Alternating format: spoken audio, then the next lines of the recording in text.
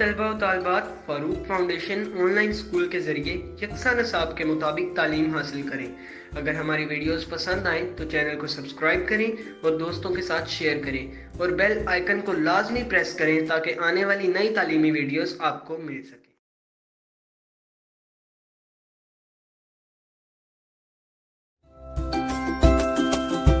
अजीज़ तलबा व तालबात Farooq foundation online school के ज़रिए यकसा नसाब के मुताबिक तालीम हासिल करें। अगर हमारी वीडियोस पसंद आएँ तो चैनल को सब्सक्राइब करें और दोस्तों के साथ शेयर करें और बेल आइकन को लाजमी प्रेस करें ताकि आने वाली नई तालीमी वीडियोस आपको मिल सके।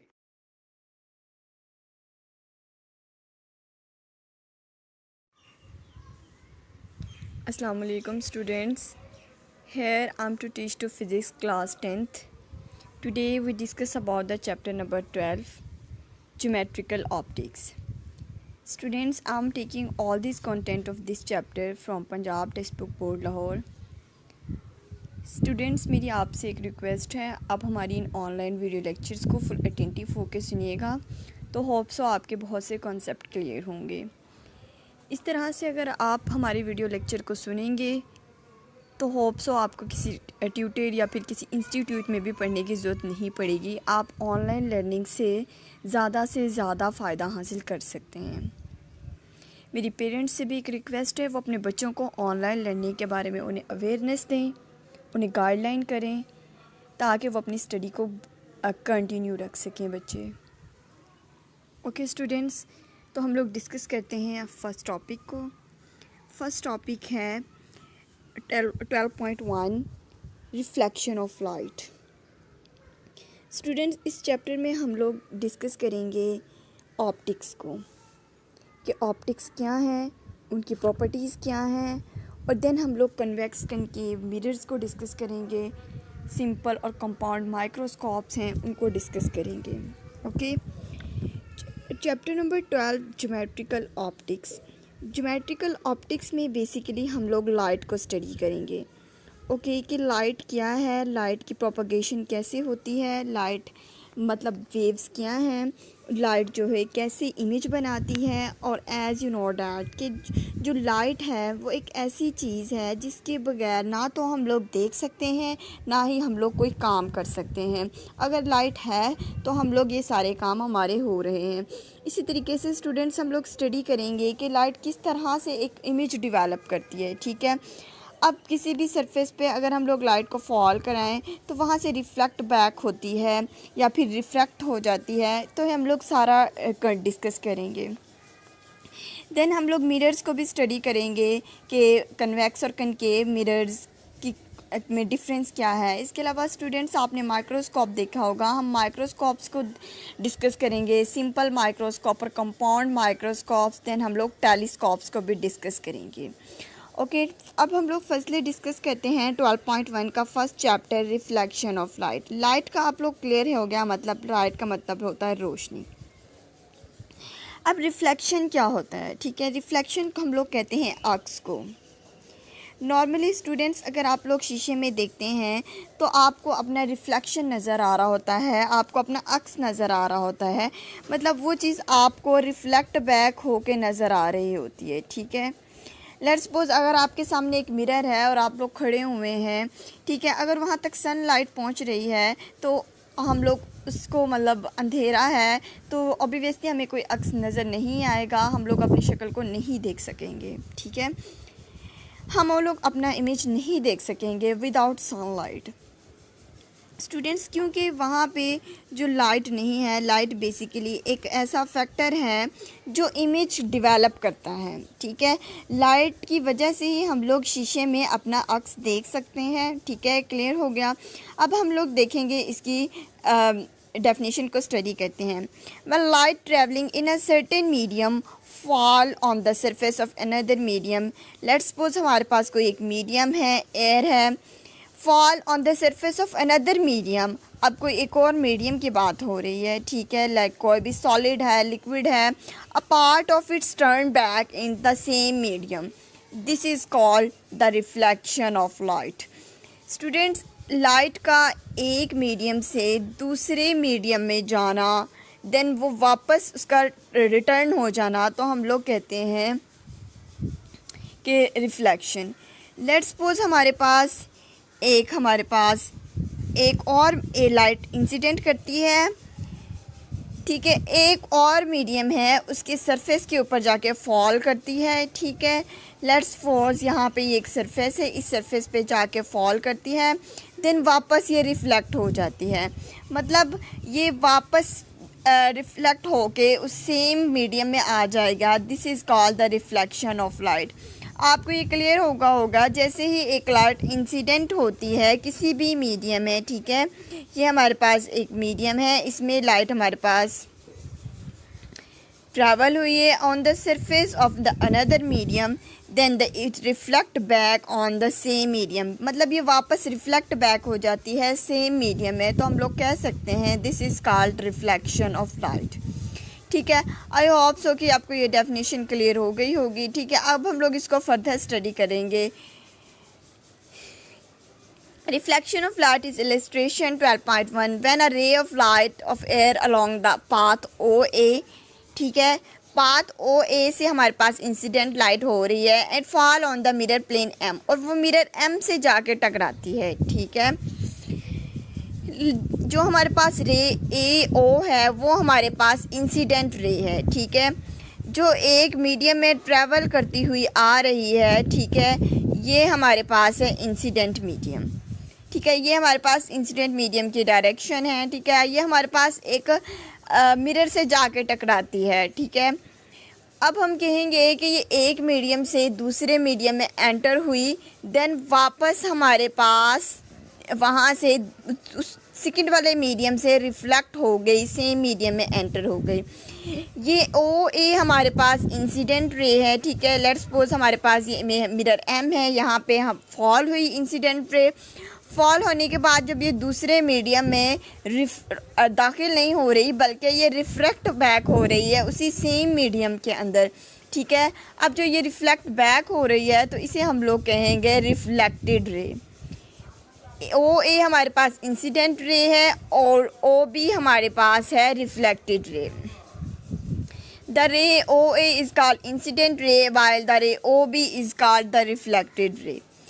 The angle between incident ray OA and the normal N। अब जो AO हमारे पास इंसिडेंट रे थी, ये जिस पॉइंट पे आके फॉल करेगी, ठीक है, ये वाला पॉइंट O पे जाके मतलब फॉल करेगी इंसिडेंट रे, तो इस पॉइंट को हम लोग कहते हैं पॉइंट ऑफ इंसिडेंट। जहाँ पे रे इंसिडेंट रे फॉल करती है उस पॉइंट को हम लोगों ने पॉइंट ऑफ इंसिडेंट कह दिया, ठीक है। अब जो इंसिडेंट रे है, पॉइंट ऑफ इंसिडेंट है, इसे हम लोग एक नॉर्मल ड्रा करते हैं, इसे हम लोग एक मतलब परपेंडिकुलर एक अमूदन ड्रा कर लेते हैं। ये हम लोगों ने एक नॉर्मल ड्रा किया, ठीक है। ये बीच में हम लोगों ने एक नॉर्मल लाइन ड्रा की है, ये डॉटेड लाइन जो है ये आपको शो कर रही है, ये नॉर्मल लाइन है, ठीक है। अब जो ये नॉर्मल लाइन है ये सरफेस के ऊपर परपेंडिकुलरली पड़ी हुई है, ठीक है। अब जो ये परपेंडिकुलर लाइन होती है इसे हम लोग कहते हैं नॉर्मल लाइन। अब बेसिकली ये मतलब कि नॉर्मल लाइन है जो ये नॉर्मल लाइन का और इंसिडेंट रे के साथ आपस में जो एंगल बन रहा होता है, ये वाला एंगल, इस एंगल को हम लोग कहते हैं एंगल ऑफ इंसिडेंस, ठीक है। इसे हम लोग लेट्स सपोज यहाँ पे हम लोगों ने एंगल ऑफ इंसिडेंट है उसको हम लोगों ने I के साथ रिप्रेजेंट किया, ठीक है। The angle between the incident ray and the normal and the reflected ray and the point of incident all lie and the same plane, ठीक है। हम लोगों ने इसको इंसिडेंट एंगल बोला, एंगल ऑफ इंसिडेंट बोला, जो नॉर्मल और इंसिडेंट रे के दरमियान में बना। सेम स्टूडेंट्स इसी तरीके से हम लोग रिफ्लेक्टेड रे के दरमियान में एक एंगल बनाएंगे। अब जो एंगल ऑफ रिफ्लेक्शन और नॉर्मल के दरमियान में जो एंगल बना उसे हम लोग कहेंगे, नॉर्मल और रिफ्लेक्टेड रे के दरमियान में जो बना उसे हम लोग कहेंगे एंगल ऑफ रिफ्लेक्शन। जैसे मतलब जो नॉर्मल N और रिफ्लेक्टेड रे OB के दरमियान में जो एंगल बना उसे हम लोगों ने कहा angle of reflection. Angle between normal and reflected ray, is also called the angle of reflection. ठीक है, अब हम लोगों ने एंगल ऑफ इंसिडेंट को और एंगल ऑफ रिफ्लेक्शन को डिस्कस किया। Okay, the angle between the normal and the reflected रे OB NOB is called the angle of reflection.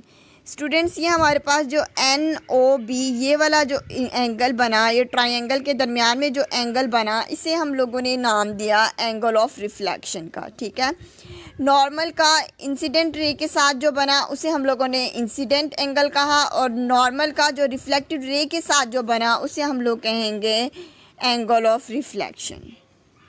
Okay students,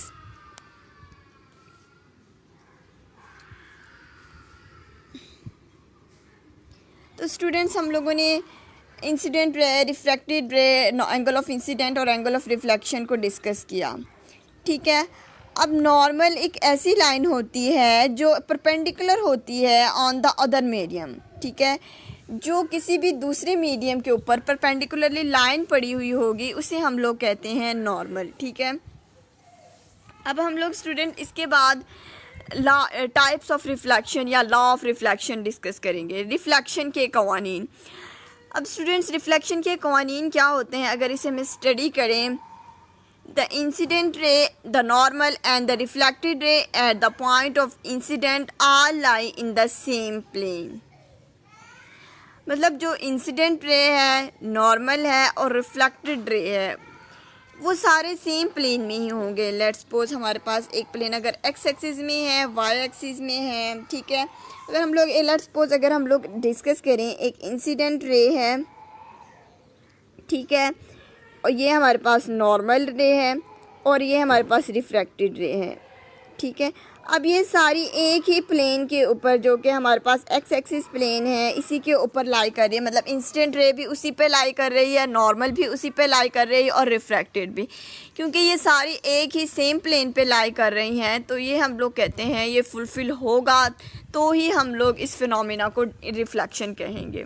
ठीक है, जैसे स्टूडेंट्स इस एग्जांपल में हम लोगों ने देखा कि ये सारे एक्स एक्सिस के अलोंग थे।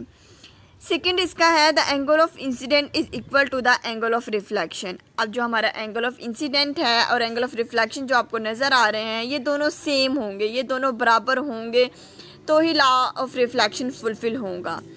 अगर ऑफ इंसिडेंट मतलब 30 डिग्री है तो एंगल ऑफ जो रिफ्लेक्शन है वो भी 30 डिग्री ही होना चाहिए। अगर ऐसी कंडीशन होगी तो हमारा लॉ फुलफ़िल होगा, अदरवाइज़ ये हमारा लॉ फुलफ़िल नहीं होगा।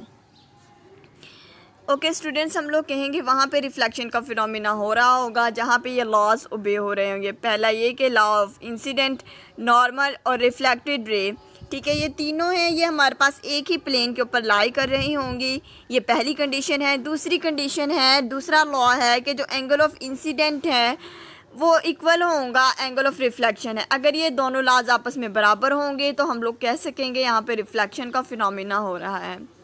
आई होप कुछ स्टूडेंट्स आपको ये कॉन्सेप्ट क्लियर हो गया होगा। अब हम लोग रिफ्लेक्शन की टाइप्स को स्टडी करते हैं। रिफ्लेक्शन बेसिकली डिपेंड करता है किसी भी सरफेस की स्मूथनेस के ऊपर, कि वो सरफेस कितनी कि जिसकी वजह से रिफ्लेक्शन हो रही है उस सरफेस का किस तरह से है, आया कि वो सरफेस स्मूथ है या फिर कर्व्ड है या फिर मतलब कि कोई बलदार है, वो किस तरह की है, उसकी शेप क्या है, वो शाइनी है या डम्प है, मतलब उसकी सरफेस की शेप और उसकी स्मूथनेस पे डिपेंड करता है। अब दो टाइप्स हैं रिफ्लेक्शन की, ठीक है। फर्स्ट टाइप है हमारे पास रिफ्लेक्शन की regular reflection. The reflection of the smooth surface, the reflection by the smooth surface is called the regular reflection। एक ऐसी सरफेस, ठीक है, जो बिल्कुल स्मूथ है, ठीक है, उसमें शाइनी सरफेस है, ठीक है, इवन कि अगर हम लोग उसे माइक्रोस्कोप से जूम करके देखेंगे तो तब भी हमें उसमें कोई अप्स एंड डाउन मतलब कोई नज़र नहीं आएंगे, बल्कि बिल्कुल क्लियर स्मूथ सरफेस है, ठीक है। अब जब इंसिडेंट रे इसके ऊपर जाके फॉल करेंगी तो वो उसको एक ही डायरेक्शन में रिफ्लेक्ट बैक करती है, ठीक है, समझ आ गई आपको। ये हमारे पास इसको एक ही डायरेक्शन में रिफ्लेक्ट करता है, तो तो इसीलिए हम लोग इसे कहते हैं रेगुलर रिफ्लेक्शन। क्योंकि अगर हम लोग एक और रे फॉल करवाएं, ठीक है, वो भी सेम ही रिफ्लेक्ट होगी, थर्ड करें तो वो भी सेम रिफ्लेक्ट होगी। इसी तरीके से एक स्मूथ पैटर्न बनता जाएगा। अब ये एक रेगुलर पैटर्न बन गया, एक स्मूथ सा पैटर्न बन गया, इसीलिए हम लोग इसे कहेंगे रेगुलर रिफ्लेक्शन। ठीक है, रेगुलर रिफ्लेक्शन बेसिकली यहाँ पे स्मूथ सरफेस की वजह से हो रही है। ठीक है, अगर आपकी सरफेस स्मूथ होगी तो ही हमारे पास रेगुलर रिफ्लेक्शन होगा, अदरवाइज़ रेगुलर रिफ्लेक्शन नहीं होगा। अब अगर हम लोग इसकी सेकंड टाइप को डिस्कस करें, इर्रेगुलर रिफ्लेक्शन। ठीक है, the rough surface of the object reflect the ray of light in many directions. Such type of reflection is called irregular reflection. हम लोग बात कर रहे हैं रफ़ सरफेसेस की। ठीक है, अगर सरफेस रफ़ होगी, ठीक है, उसमें अप्स एंड डाउन्स होंगे, ठीक है, कोई ऊपर है या कोई नीचे है। लेट्स सपोज हमारे पास ये एक सरफेस है। कुछ सरफेस ऐसी होती हैं बज़ाहिर जो हमें नज़र आती हैं वो बहुत स्मूथ हैं, लेकिन जैसे ही हम उनको माइक्रोस्कोपिक लेवल पर जूम करके देखते हैं तो वो सरफेसेस जो हैं वो स्मूथ नहीं होती, उनमें भी कुछ ना कुछ अप्स एंड डाउन्स होते हैं, लेकिन वो इतने छोटे माइन्यूट से होते हैं, बज़ाहिर वो हमें नज़र नहीं आ रहे होते, लेकिन जैसे ही हम लोग जूम करें तो हमें वो नज़र आ जाते हैं। ठीक है, अब जो रफ़ सरफेसेस हैं उनके लिए हम लोग बात करेंगे। अब जब जैसे ही लाइट रफ़ सरफेस के ऊपर फाल करेगी, अब जो रिफ्लेक्ट है वो हो तो जाएगी रेज़ रिफ्लेक्ट, लेकिन जो उनकी डायरेक्शंस हैं वो डिफरेंट होंगी। ठीक है, रेज़ यहाँ अगर तो लाइट यहाँ पे फॉल करवाई वो डिफरेंट डायरेक्शन में रिफ्लेक्ट होगी, अगर इंसिडेंट रे इस सरफेस पे फॉल कराई तो वो दैन डिफरेंट डायरेक्शन में रिफ्लेक्ट होगी। तो यहाँ पे एक रेगुलर पैटर्न हमें नज़र नहीं आता। तो ऐसी रिफ्लेक्शन जिसमें इर्रेगुलर पैटर्न नज़र आए तो हम उसे कहेंगे इर्रेगुलर रिफ्लेक्शन। अब स्टूडेंट्स, हम लोगों ने रिफ्लेक्शन के दो लॉज पढ़े थे। पहला ये था कि नॉर्मल रे, इंसिडेंट रे और रिफ्लेक्टेड रे सेम लाइन में होगा। ठीक है, वो फुल कंडीशंस होगी तो हम लोग कहेंगे कि रिफ्लेक्शन इसमें हुई है। ठीक है, अब जो इर्रेगुलर रिफ्लेक्शन है उसमें angle of incident, angle of reflection हमारे पास इक्वल नहीं होंगे। ठीक है, angle of incident does not equal to angle of reflection.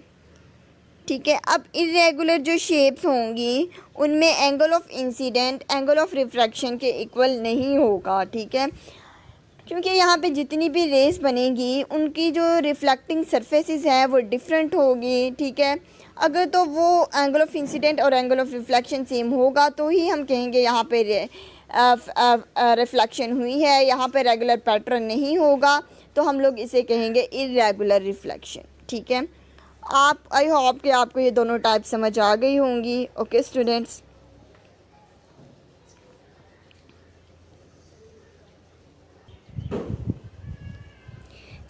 अब हम लोग डिस्कस करेंगे 11.2 का टॉपिक है स्फेरिकल मिरर्स। ठीक है, ये हमारा बुक का 12.2 का टॉपिक्स है स्फेरिकल मिरर्स।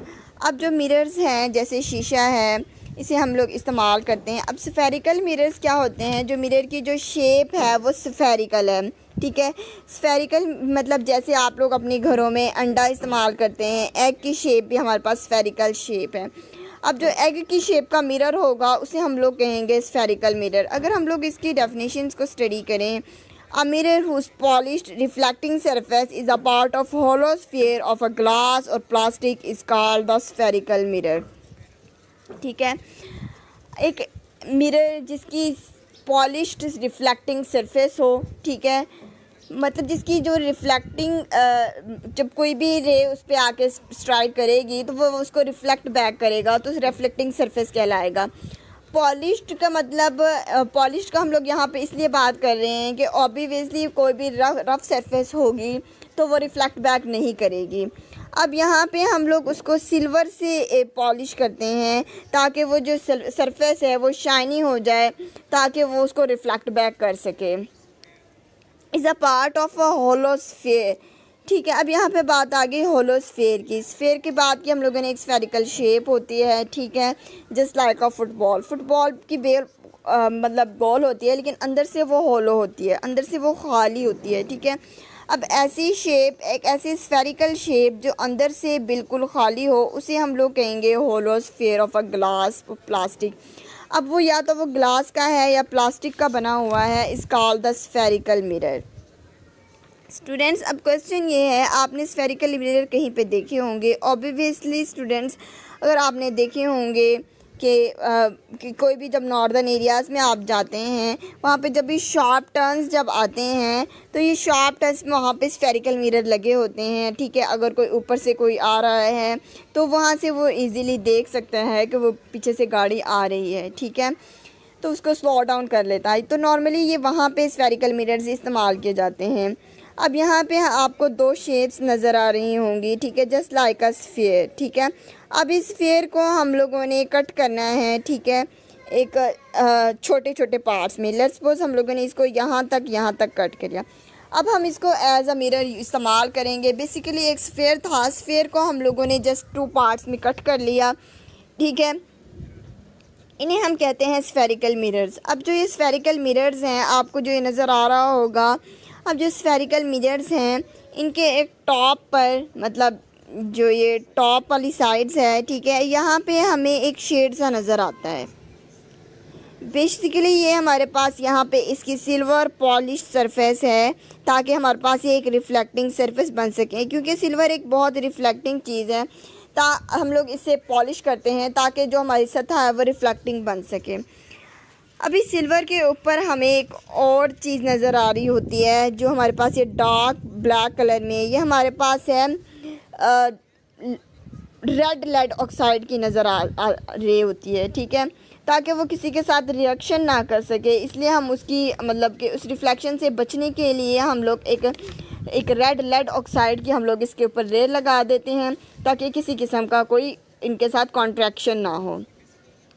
अब तो स्टूडेंट्स, ये 2 डायग्राम आपको नज़र आ रही हैं, इनके जो डिफरेंस कट किया हुआ है, एक डायग्राम को इस साइड से कट किया है तो दूसरी डायग्राम को इस साइड से कट किया हुआ है, ठीक है। इट्स मीन्स डैट ये हमारे पास 2 टाइप्स हैं स्फेरिकल मिरर की। एक को हम लोग कहते हैं कनकेव मिरर और एक को हम लोग कहते हैं कन्वेक्स मिरर, ठीक है। अब इसको हम लोग फर्दर स्टडी करेंगे, ठीक है। जो कन्वेक्स मिरर है, हमने पढ़ा कि जो स्फेरिकल मिरर की 2 टाइप्स हैं, एक हमारे पास कनकेव मिरर और एक हमारे पास है कन्वेक्स मिरर। अब क्योंकि ये हमारे पास एक स्फीयर था, इस स्फीयर को हम लोगों ने कट किया, अब इस पोर्शन में हमारे पास यूज़ करेंगे। अब आपने एक चीज़ याद रखनी है कि जो फर्स्ट टाइम हम लोग पढ़ रहे हैं वो हम पढ़ रहे हैं कनकेव मिरर, ठीक है। ये थोड़ा सा मिक्सअप होता है कि कनकेव मिरर और कन्वेक्स मिरर में डिफरेंट, आमतौर पे ये क्वेश्चन भी पूछ लिया जाता है। आपने नाम से याद करना है, कॉनकेव मतलब कनकेव को कहते हैं, केव को कहते हैं गार। बेसिकली जो गार होती है वो अंदर वाली साइड पे होती है, ठीक है। तो यहाँ पे हम लोग अंदर वाली साइड की बात करेंगे, ठीक है। ये हमारे पास है कनकेव मिरर जो अंदर की तरफ से है, ठीक है। यहाँ पे हम लोगों ने इसकी रिफ्लेक्टिंग सरफेस है और हम लोगों ने इसकी कोटिंग की हुई है सिल्वर से। A spherical mirror whose inner curved surface is reflecting is called the concave mirror। क्योंकि एक स्फीयर था, ठीक है। अब स्फीयर का जो इनर कर्व्ड सरफेस है ये रिफ्लेक्ट बैक करेगा, ठीक है। अब जब ये रिफ्लेक्टिंग है, अब जब ये रिफ्लेक्ट करेगा तो हम लोग इस सरफेस को कहेंगे कनकेव मिरर। जिसकी जो इनर साइड है वो रिफ्लेक्ट करेगी, उसे हम लोग कहते हैं कनकेव मिरर।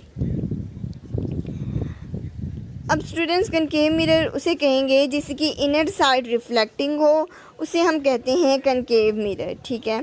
अब अगर हम लोग बात करें कि फॉर एग्ज़ाम्पल अगर हम लोग शीशे में देख रहे हों तो we are just like an object, okay. अब हम लोग एक ऑब्जेक्ट हैं, हम लोग मिरर के अंदर एक हमारा एक इमेज बन जाता है। अब सेम इसी तरीके से जब स्फेरिकल मिरर में इमेज बनेगा तो हम इमेज का साइज़ क्या होगा, जो साइज़ ऑफ इमेज है वो डिपेंड करता है पोजीशन ऑफ द ऑब्जेक्ट के, कि आपका जो ऑब्जेक्ट है उसकी पोजीशन क्या है, ठीक है। अब फॉर एग्ज़ाम्पल हमारे पास एक मिरर है, ठीक है। हम मिरर से एक सर्टेन डिस्टेंस पे हैं तो उसके अकॉर्डिंग हमारा इमेज बनेगा। अगर हम लोग उसके करीब आ जाएंगे तो हमारा जो फेस है वो ज़्यादा बड़ा नज़र आएगा। इस तरीके से अगर हमारा जो मिरर है वो हमसे बहुत दूर एक सर्टन डिस्टेंस पे होगा तो हमारा फेस बहुत कम नज़र आएगा। तो मतलब हमारा इमेज उस ऑब्जेक्ट की पोजीशन पर डिपेंड करता है, ठीक है। तो हमारा जो इमेज होगा रियल इमेज होगा और वर्चुअल एंड इरियल इमेज होगा। बेसिकली वर्चुअल हमारे पास होता है उल्टा, मतलब कोई भी जो ऑब्जेक्ट है हमारे पास, लेट्स सपोज हम लोग अपनी इमेज की बात करें, अगर हम लोग लेफ़्ट पोजीशन में हैं तो हमारा जो इमेज बनेगा वो राइट पोजीशन में बनेगा, ठीक है। अब अगर हम लोग रियल इमेज की बात करें, रियल इमेज को हम लोग बात करें तो हम लोग इसको नेक्स्ट डिस्कस करेंगे, ठीक है। हम लोग इसको रियल इमेज क्यों कहते हैं ये भी हम इसको एक्सप्लेन करेंगे। नेक्स्ट हम लोग इसको कन्वेक्स मिरर को डिस्कस करेंगे। A spherical mirror whose outer surface is reflecting is called convex mirror. Concave में क्या था, जिसकी इनर कर्ड सरफेस रिफ्लेक्टिंग थी, ठीक है। कन्वेक्स में क्या है, उसकी आउटर कर्ड सरफेस है वो हमारे पास रिफ्लेक्टिंग है, ठीक है। अब जो आउटर सरफेस है हमारी, लेट्स सपोज हम लोग इसको ड्रा करें तो ये कन्वेक्स मिरर है हमारे पास, ठीक है। और इसकी आउटर सरफेस है वो हमारे पास रिफ्लेक्टिंग बैक है, जो हमारी इसकी आउटर साइड है वो इसकी रिफ्लेक्टिंग होती है। इसी तरीके से स्टूडेंट्स हमें ये सिल्वर कोटिंग की जाती है ताकि रिफ्लेक्टिंग सरफेस बन जाए। यहाँ पे लेड ऑक्साइड की मतलब के लगाई जाती है ताकि किसी किस्म का कोई केमिकल रिएक्शन ना हो और हमारी जो लेयर्स है वो सेफ़ रहे, ठीक है। अब हमारे पास इसमें एक जो आउटर सरफेस है वो रिफ्लेक्ट बैक होती है, उसे हम लोग कहेंगे कन्वेक्स मिरर, ठीक है। अब अगर हम लोग बात करें इसके इमेज की तो इसमें इमेज की सब कैसे बनता है। The image is always smaller than the object. जो हमारे जो ऑब्जेक्ट का जो इमेज का साइज़ होगा, इमेज का साइज़ हमारे ऑब्जेक्ट के साइज़ से हमेशा ही कम होगा, ठीक है। Only visual and the erect image is found by the convex mirror. ये हम लोग एक डायग्राम से समझेंगे, ठीक है। हम लोग इसे वर्चुअल इमेज क्यों कह रहे हैं और इरेक्ट इमेज इसे क्यों कह रहे हैं। इरेक्ट बेसिकली हम लोग कहते हैं सीधा। अगर हम लोग अपना इमेज बना रहे हैं तो जिस पोजीशन में हम लोग खड़े हैं उसी पोजीशन में हमारा इमेज बन जाएगा, ठीक है। तो फर्स्टली हम लोगों ने पढ़ा था कन्वेक्स में इन्वर्टेड बन रहा था, लेकिन जो कन्वेक्स में हमारे पास बिल्कुल सीधा इमेज बनेगा, जिस पोजीशन में हम होंगे उसी पोजीशन में हमारा इमेज बनेगा, ठीक है। ये था हमारे पास कन्वेक्स मिरर और कनकेव मिरर की डेफिनेशंस, ठीक है। इनको आपने ध्यान से रीड आउट करना है। अब हम बात करते हैं पोल को। एक जो मिरर का सेंट्रल पार्ट होता है उसे हम लोग कहते हैं pole. It is the mid point of the curved surface of spherical surface is called the vertex. इसका जो कर्व्ड सरफेस का जो मिड पॉइंट होता है उसे हम लोग कहते हैं पोल। इसे हम लोग वर्टेक्स भी कहते हैं। इस पोल को हम लोग वर्टेक्स भी कह सकते हैं, ठीक है। नेक्स्ट पॉइंट है हमारे पास centre of curvature. Centre of curvature क्या होता है, हमने एक स्फेरिकल शेप डिस्कस की, अब एक ये स्फेरिकल शेप हमें नज़र भी आ रही है, ठीक है। अब स्फेरिकल शेप का जो सेंट्रल पॉइंट होता है उसे हम लोग कहते हैं सेंटर ऑफ कर्वेचर। उसे हम लोग सी से रिप्रेजेंट करेंगे। The centre of sphere is called the centre of curvature. मतलब जो स्फेयर का जो सेंटर पॉइंट है, ठीक है, ये हमारे पास स्फेयर है, इसका ये सेंटर ऑफ पॉइंट है, इसे हम लोग कहेंगे सेंटर ऑफ कर्वेचर। देन हमारे पास है रेडियस ऑफ कर्वेचर। जैसे हम लोग सर्कल को और रेडियस को डिस्कस करते हैं मिड पॉइंट से लेकर उसका किसी एक एंड तक, उसे हम लोग कहते हैं रेडियस। इसी तरीके से स्टूडेंट्स रेडियस ऑफ स्फीयर भी होता है, उसे हम लोग कहते हैं रेडियस ऑफ कर्वेचर। मतलब सेंटर से लेके पोल तक का जो डिस्टेंस है उसे हम लोग कहते हैं रेडियस ऑफ कर्वेचर, ठीक है। उसे हम लोग कैपिटल आर से मेंशन करते हैं। अब सेंटर ऑफ स्फीयर से लेके उसके कर्वेचर तक का फासला हो उसे हम लोग कहते हैं radius of curvature. Principal axis क्या है, it is the line joining the centre of curvature and the pole of the spherical mirror. वो लाइन जो सेंटर ऑफ कर्वेचर और पोल को आपस में मिलाए तो उसे हम लोग कहते हैं प्रिंसिपल एक्सिस, ठीक है।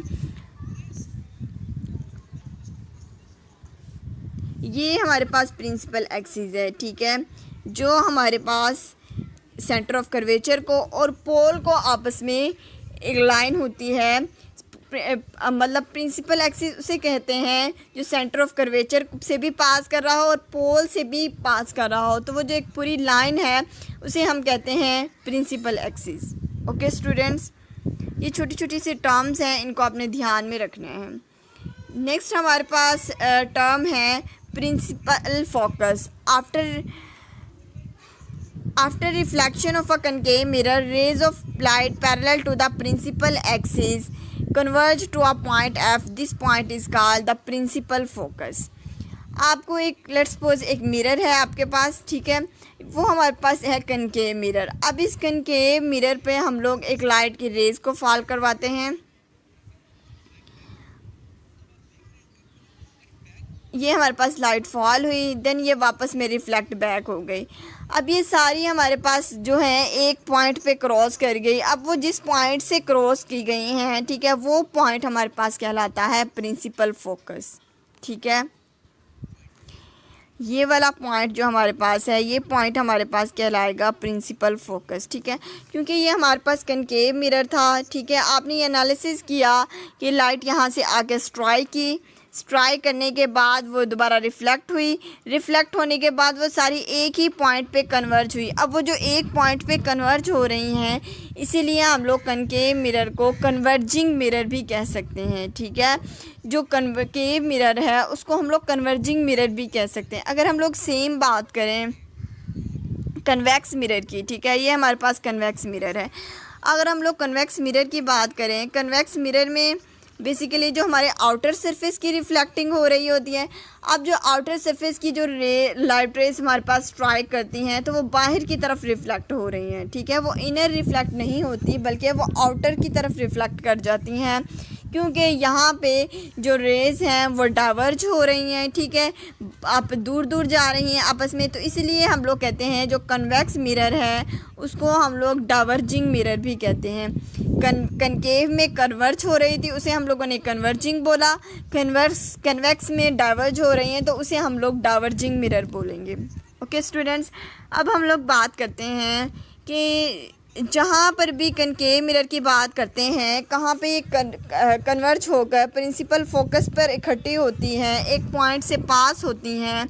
ठीक है, उस पॉइंट को पर मतलब जो इमेज बनता है, ठीक है, अब वो इमेज असल जो लाइट की रेज़ हैं उनकी वजह से इमेज बन रहा है, तो इसीलिए हम लोग इसे कहते हैं रियल इमेज।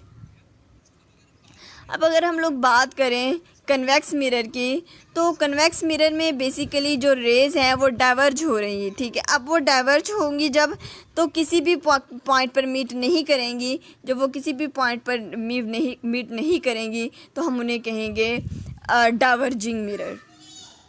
ठीक है,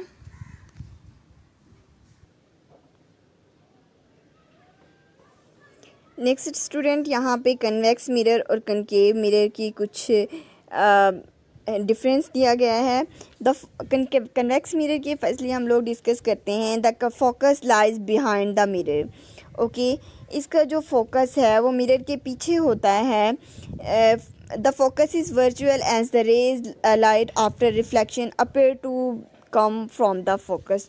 और जो फोकस वर्चुअल है, चूँकि जो रेज एक्चुअली में रिफ्लेक्शन के बाद फोकस से हमें आती हुई मालूम होती हैं। ठीक है, नेक्स्ट हमारे पास कनकेव मिरर है। The focus in front of the mirror. इसका जो फोकस है वो मिरर के सामने होता है। The focus is real and the rays of light after reflection converging at the focus.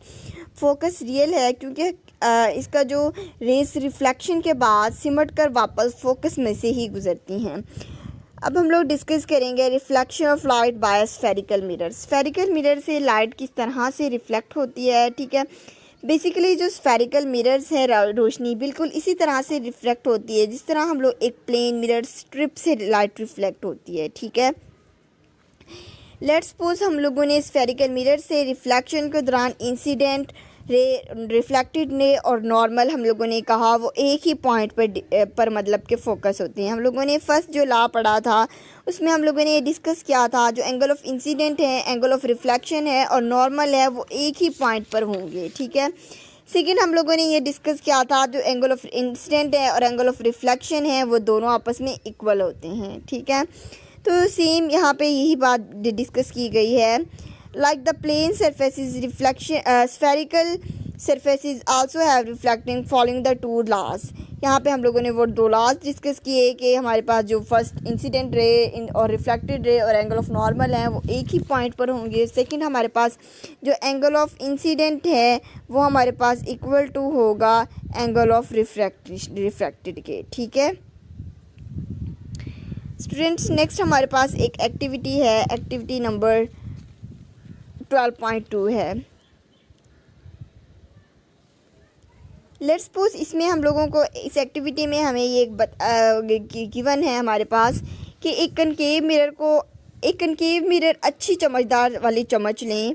ठीक है, एक कनकेव मिरर ले लें या फिर हम लोग एक चमकदार स्पून ले लें। ठीक है, इसको मिरर के एक हाथ में पकड़ें और दूसरे हाथ में हम लोगों ने एक पेंसिल को पकड़ लेना है। ठीक है, इस तरह से नॉक मतलब पेंसिल की जो नॉक है ऊपर की तरफ हो। इस तरह कनकेव मिरर से जो इमेज बनता है वो या तो हमारे पास रियल इमेज बनता है या हमारे पास इन्वर्टेड इमेज बनता है।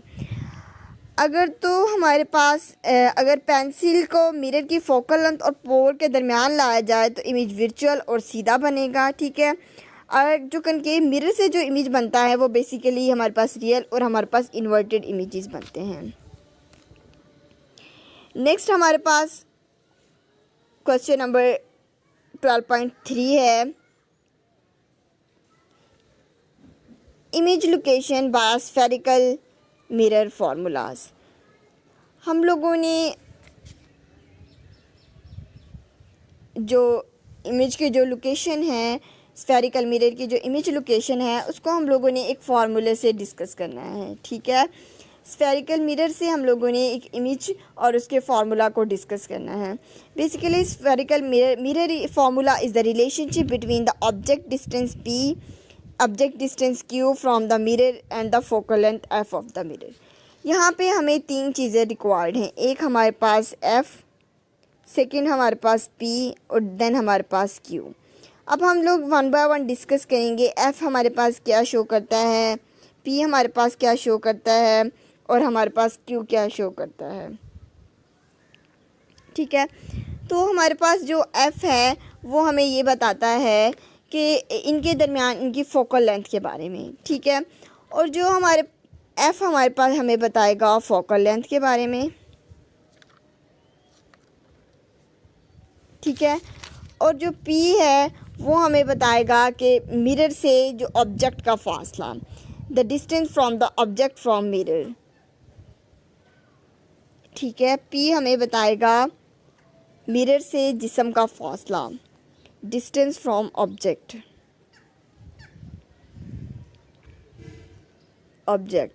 ठीक है, और जो q है वो हमें बताता है इमेज का डिस्टेंस। q हमें क्या बताएगा, जो हमारा इमेज है उसका डिस्टेंस हमें बताएगा।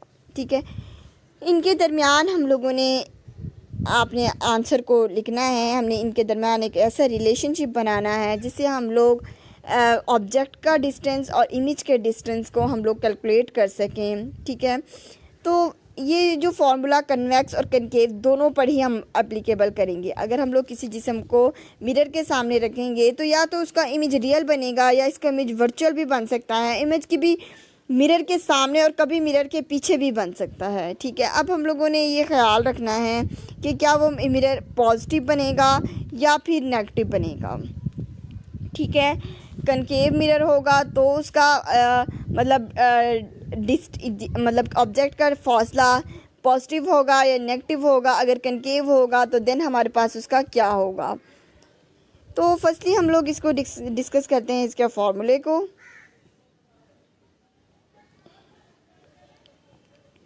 One over F is equal to 1/p plus 1/q के। मतलब 1/f मतलब इसकी जो फोकल लेंथ है वो इज़ इक्वल टू होगी reciprocal of distance from the object and the distance from the image. Okay students, यहाँ पे हम लोगों ने कुछ कन्वेंशंस हैं उनका ख्याल रखना है। फर्स्टली हमारे पास ऑब्जेक्ट का डिस्टेंस जो p से जिसे हमने शो किया है, अगर तो उसका रियल ऑब्जेक्ट है तो हमारे पास रियल ऑब्जेक्ट होगा तो पॉजिटिव होगा, ठीक है, उसका ऑब्जेक्ट का डिस्टेंस। अगर हमारे पास वर्चुअल ऑब्जेक्ट है तो उसका जो डिस्टेंस है वो नेगेटिव होगा। इसी तरीके से इमेज का डिस्टेंस हमारे पास क्यों है, अगर तो वो मतलब कि इमेज हमारे पास पॉजिटिव होगा तो हमारे पास रियल इमेज होगा, अगर हमारे पास नेगेटिव होगा तो हमारे पास वर्चुअल इमेज होगा। थर्ड वन हमारे पास है फोकल लेंथ। अगर तो फोकल लेंथ कनकेव मिरर की होगी तो वो पॉजिटिव होगी, और अगर कन्वेक्स मिरर की फोकल लेंथ होगी तो वो नेगेटिव होगी, ठीक है। कनकेव मिरर को हम लोग कहते हैं कन्वर्जिंग और कन्वेक्स को हम लोग कहते हैं डाइवर्जिंग। तो इस तरीके से मतलब उनकी जो फोकल लेंथ है वो पॉजिटिव और नेगेटिव होती हैं, तो हम लोगों ने इनको ध्यान में रखना है। स्टूडेंट्स, एक यहाँ पे एक्टिविटी है, ये हम लोगों ने ऑलरेडी भी डिस्कस की है कि let's suppose take a concave mirror well polished spoon using inside the spoon will concave surface bulging inward. कि हमारे पास एक कनकेव मिरर है, ठीक है, एक कनकेव मिरर हमें हमारे सामने रखा गया है। उस जिस्म का इमेज उसके किस तरह से बनता है, क्या बनने वाला इमेज छोटा होगा, बड़ा होगा, रियल होगा या वर्चुअल होगा, हम लोगों ने इस सरगर्मी में ये बताना है, या इस एक्टिविटी में हम लोगों ने ये इन्हें बताना है, ठीक है। तो अगर हम लोग देखें कि जो भी कनकेव मिरर से जो इमेज बनता है वो या तो रियल होता है या फिर हमारे पास इन्वर्टेड होता है, या तो वो रियल होगा या फिर वो इन्वर्टेड होगा, ठीक है। इसी तरीके से अगर इस पेंसिल को मिरर की फोकल लेंथ और पोल के दरमियान में रखा जाए तो या तो वो वर्चुअल बनेगी, या तो वो वर्चुअल बनेगा, या फिर हमारे पास स्ट्रेट बनेगा, ठीक है स्टूडेंट्स। इन दोनों में से कोई एक कैटेगरी होगी, ठीक है। नेक्स्ट हमारे पास एग्जांपल नंबर 12.1 है, हमारी फर्स्ट एग्जांपल है, इसे हम लोग डिस्कस करेंगे, okay.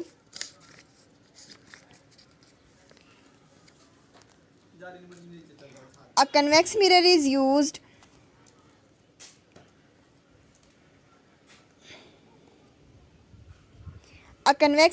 used to reflect light from an object placed 66 cm in front of the mirror. The focal length of the mirror is 46 cm. Find the location of the image. एक convex mirror है, उसको आपने सामने रखना है 66 centimetre के distance पर, और जिस्म से आने वाली रोशनी को रिफ्लेक्ट करता है, ठीक है। उसकी जो फोकल लेंथ है वो 46 सेंटीमीटर है।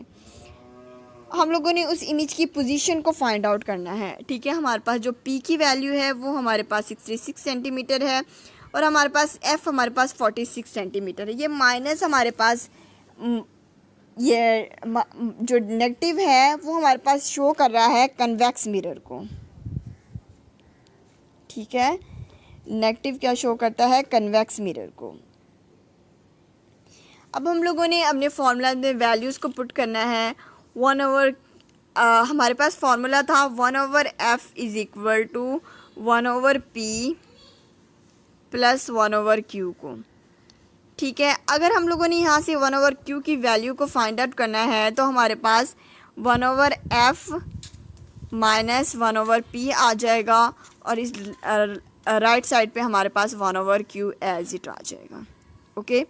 यहाँ पे हम लोग इस फॉर्मूले में वैल्यूज़ को बेसिकली हम लोगों ने फोकल लेंथ को कैलकुलेट करना है, लोकेशन ऑफ द इमेज को कैलकुलेट करना है, तो हम लोगों ने यहाँ से q को फाइंड आउट करना है। हम लोग सिंपली यहाँ से q को कैलकुलेट कर सकते हैं। हम लोग फोकल लेंथ की वैल्यूज़ को पुट करेंगे और हम लोग p की वैल्यू को पुट करेंगे, देन हम q को ईजिली कैलकुलेट कर सकते हैं। f फोकल लेंथ की वैल्यू हमारे पास 46 सेंटीमीटर है। स्टूडेंट्स, यहाँ पे हमारे पास f की वैल्यू है वो हमारे पास 46 सेंटीमीटर है, और p की वैल्यू हमारे पास 66 सेंटीमीटर है। हम लोग इन दोनों का एलसीएम लेंगे। एलसीएम लेने के बाद हम लोग इनको सिंप्लीफाई करेंगे। सिंप्लीफाई करने के बाद जो हमारे पास आंसर आएगा वो हमारे पास -27 मीटर आ गया। Negative sign indicate that the image is behind the mirror and therefore it is the virtual image. जो नेगेटिव अलामत है वो ये शो करती है कि जो इमेज है वो मिरर के पीछे की जानिब बना है, इसलिए हम लोग बेसिकली ये बिहाइंड द मिरर इमेज बना है, बिहाइंड द मिरर इमेज बना है, तो हम लोग इसे कहेंगे ये जो इमेज है ये हमारे पास वर्चुअल इमेज है, ठीक है, क्योंकि ये हमारे पास यहाँ पे कन्वेक्स लेंस यूज़ हो रहा है। नेक्स्ट स्टूडेंट्स हमारे पास एक और एग्जांपल है 12.2, हम लोग इसे भी डिस्कस करते हैं।